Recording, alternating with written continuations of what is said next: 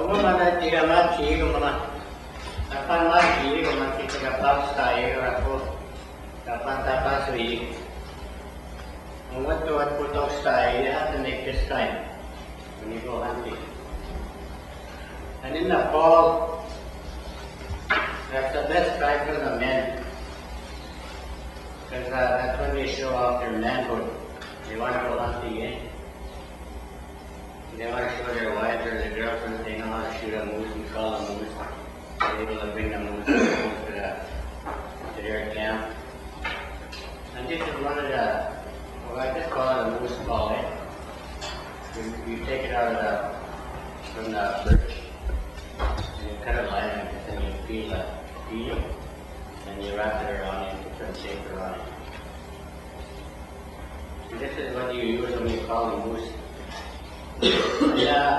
When you're going to go to the bush, you have to find some kind of tracks around. You know, you don't just call any place up in the highway. You gotta try to find out if there's any moose in that area. Because you can't just go all over the place. And if you don't find any track, you gotta find out the kind of layout in the bush, what kind of bush in there. There's a muskeg or a poplar ridge or a jackpine ridge. And you have to do a lot of thinking. You gotta try and outsmart the moose somehow. And the reason they know they're calling is they only mate once a year. And the moose and the cow are pretty horny by this time of the year. So they'll go to anything. If you make noise, this is what I brought this just sort of a bone from the shoulder blade of a moose. I took all the meat out of it. And this is what you use to bang against the tree or the willows like this. But sometimes when you call this thing, the moose won't call if there's any wolves around. So all you do is make noise. And the moose will rattle his horns or antlers against the tree. That means he's coming to you. So I'll demonstrate a few calls here. And you have to make these calls every 15 minutes. And make sure it's not too windy. If it's a little too windy, you won't be able to make the proper sound in the bushes. But in the fall time, when you make a noise, you can hear an echo for about a mile away.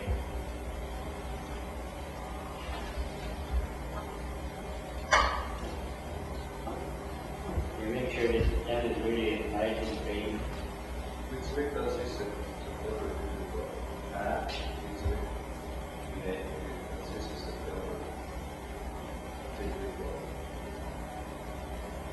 Keep them up. What do you call September in Cree?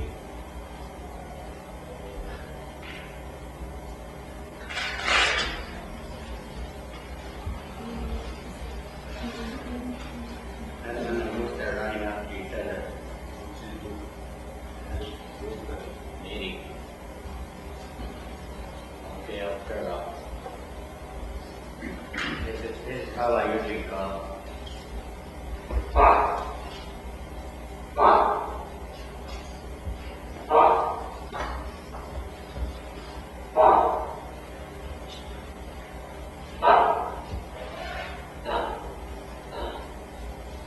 And you have to listen really carefully. You have to stand by. You gotta stand really silently and listen.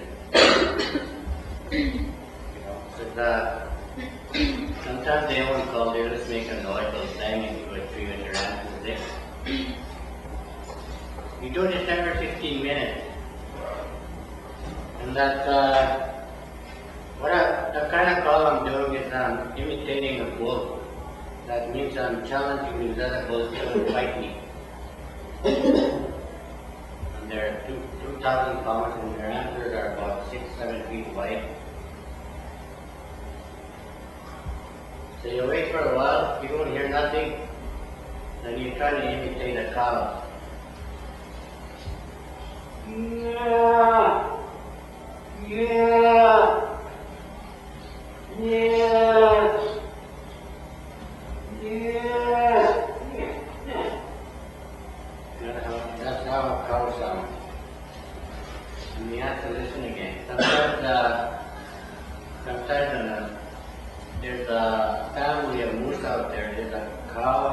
bull and a calf, and they don't wanna come out of the bush.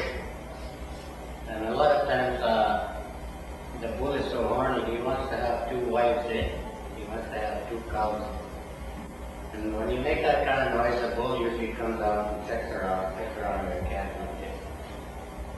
He's trying to get another cow. Kind of what I'm calling is a cow. And he wants to come and look around because he wants to have two wives. Then again, you have to wait for about 15-20 minutes. And you have to wear fairly warm clothes when you're out there. And once in a while, you can call them in. Sometimes I just make a little sound like a little cafe. Sometimes they have calves in a bunch there, and the bull is trying to chase the calf away. This is how they sound.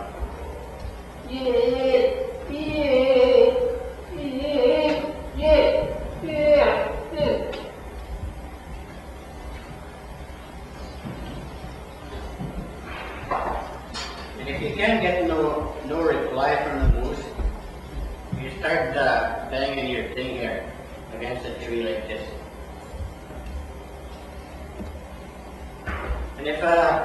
And if you hear any growls out there, like the moose will be grunting like this. You can tell it's a 7 or 8-year-old moose because he's having a hard time to breathe. He's so fat, and they make this little noise.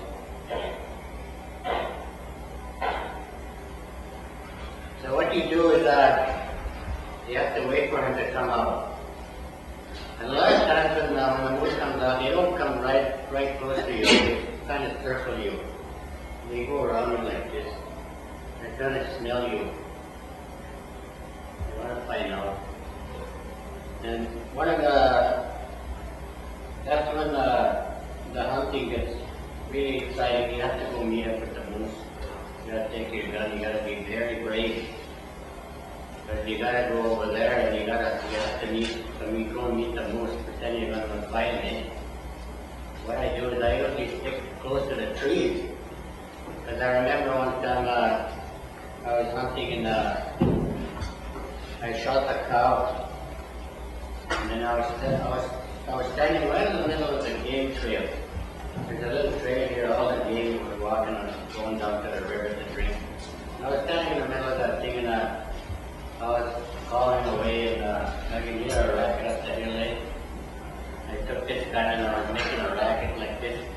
And all of a sudden I heard a whole bunch of noise, they're rattling like this. I took my gun and I was kind of shivering. I was only 19 years old. I was looking all over the place. All of a sudden I seen a bunch of horns coming straight for me. I had to get out of the way. But they usually come charging in. You gotta get ready. You have to stand beside a tree and you gotta get out of that trail. Because they're always following the trails when you're in heat or when you're angry, when you want to fight it. They're always following the trail. You have to get out of the trail and out of it. But I was just standing like this. I thought I was stuck, sitting in the middle of the room, not thinking of charging. I was like this, he ran past me. Oh, should I see what I threw my gun this way, and I hit the line of tree, I was just there walking the tree like this. And then about a few minutes later, I'm running down to the river. And I said to myself, what am I doing behind this tree? I'm supposed to be hunting. So I grabbed my gun and I chased it. And I shot him down by the river. That's one of the most exciting things in hunting is to go out and meet a moose in the bush. And the moose will come to you, but he won't come right close to you. He'll stop about 100 feet from your camp. And you start circling like this, all around you, trying to smell you. And you don't make a fire, you gotta carry a thermos sandwich. Because if you make a fire, it's gonna smell smoke. So what you do, you can call them in, you have to go either this side or this side, depends on the wind. You kind of follow the wind. And you go over here about 100 feet away, you be coming this way. the wind is blowing from the north. If it's blowing from the south, then you gotta go this way. And wait for them about 100 feet. Sit down, make sure you get a good sized tree.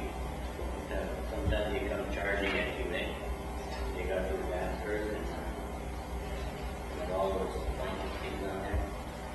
They're kind of dangerous in a way, but you gotta know what you're doing. And a lot of times when you're out hunting, especially if you're young, you kind of panic.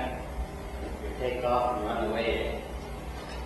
And if you do run away, you gotta try and get behind a bush or behind a tree, because they'll come charging in. That's why it's so exciting. You don't know what they're going to do. Especially the young bulls, the 2-year-old bulls. They're really horny, the little 2-year-old bulls. They'll come away with kind of noise. You make a little bit of noise, the 2-year-old bulls, they're really horny. They just come running into the camp. Sometimes they'll walk right around your tent while you're sleeping. Or if you're in there calling, sometimes you're so cold, you're inside the sleeping bag and you're calling from the tent. You'll walk right around like this. And one thing that I learned while I was hunting, when I used to cut my moose, I usually carry some cigarettes or tobacco. And if I kill anything, I usually put something on the ground, thanking God that I took something off the land and I sort of paying him back. I put a little bit of tobacco or cigarettes. Because I used to see my uncle Jules McCallum across the way. Every time he used to kill him, he used to put something in the ground. I was wondering what he was doing. I used to check that moss, see what it is, and there's cigarettes or tobacco in there. So it's sort of an old tradition and thanking the higher power for feeding us that certain day.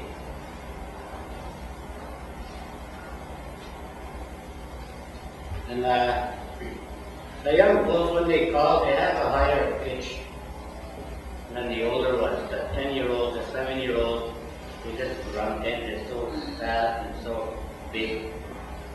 They just run like this.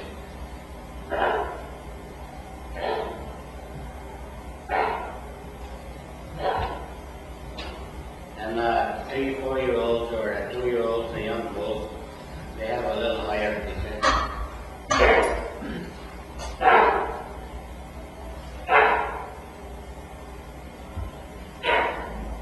Sometimes you get mad, you just can't hear anything that you can. You don't get no reply from the moose. You kind of get mad, so you're kind of screaming.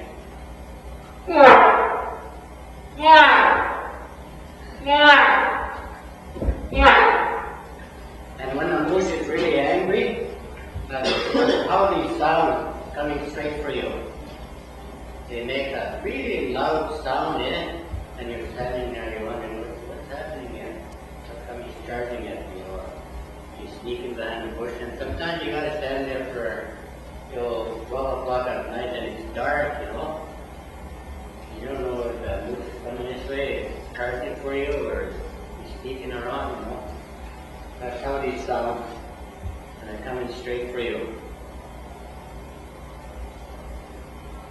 The cows are kind of